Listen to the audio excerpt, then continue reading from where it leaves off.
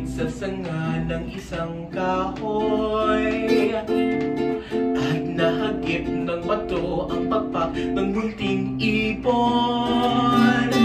Dahil sa sakit, di man magkaipag-lumipad. At ang nangyari ay nahulog, ngunit parang taong bumikas. Mamang kay lupit, ang puso mo di na nahabag. Pag pumanaw ang buhay ko, may isang bibig na iiyak. May pumuko sa pipit sa sanga ng isang kahoy.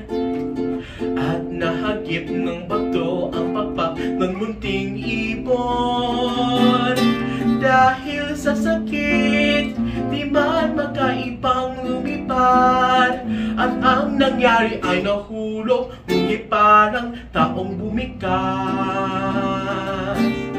Mamang kalupit, ang puso mo'y di na nahabag.